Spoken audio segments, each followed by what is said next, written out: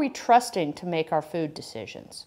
Well, you need to understand that for most of humankind's existence, children who didn't know much about food learned over time the skills of eating and about food. They learned it from their family, they learned it from their community, and they learned information that was culturally determined and many times reflective of what would be available foodstuffs in that region. So it had, over many, many generations, the culture had usually determined the most nutritious ways of getting wellness from the food by trial and error and passing along this information as far as preparation, depending upon what was likely to be the results of the hunting and gathering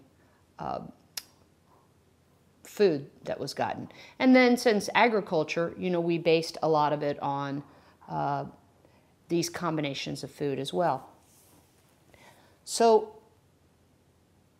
as soon as we started the process of agriculture, which was only about 10,000 years ago, you have to own land, because if you're going to go to all the trouble of planting and breaking labor and things like that, you want to be able to get the food from that land. And then one of the benefits of that food is often that it could be stored or sold. And as soon as we started to get agriculture, we started to get commerce and civilization and division of labor. So lots of good things, but still some drawbacks as well. So what happens when we own land, when we produce from it, it has to be worthwhile. And America, for example, is a bountiful land that is able to produce particularly a lot of agriculturally dominant food products like grains and soybeans that are really able to help feed the world and feed us. But what we're feeding us with is, to a large extent, what I would call famine food. So it's a cheap, starchy food, but we've gotten a lot better at making that food that would have looked like poor people food in the past. We dress it all up and it is allowed to go to the party and pass off as the real highly nourishing food. So it's difficult to tell by how it looks or smells or tastes, and that the price has dropped down. And of course you can't tell by who's eating it, because people who have very high level financial means still often don't eat they don't eat real food either. So we're all being tricked by this, and you could call it a trick, but it doesn't really need to be a trick. It is a marketing ploy, but our whole economy is based on it. So we need to understand that the research, the government, the growers, all of these people, they're depending on each other. Jobs, income, the entire economy, our imports and exports.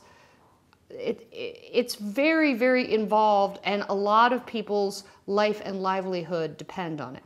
The government's job is primarily, when it comes to food, to make sure that we're adequately fed, that we're meeting the bare minimum. And you need to understand, as a consumer, as a purchaser, you can't put all your trust in the government to be able to make these decisions for you.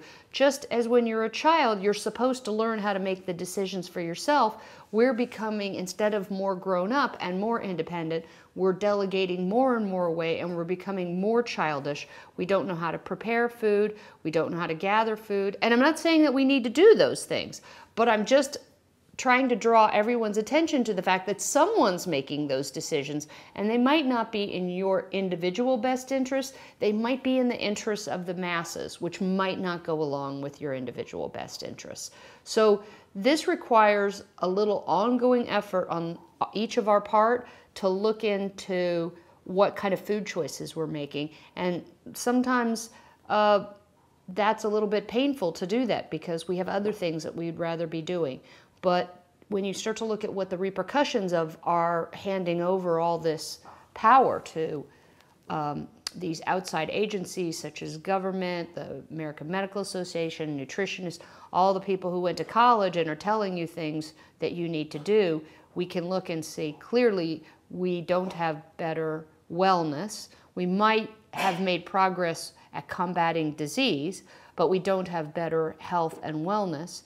And we clearly are having a lot of problems with our weight, that a great deal of diet and exercise and intervention and specially produced diet foods and heart healthy foods aren't seeming to touch at all. So we're in kind of a giant experiment right now.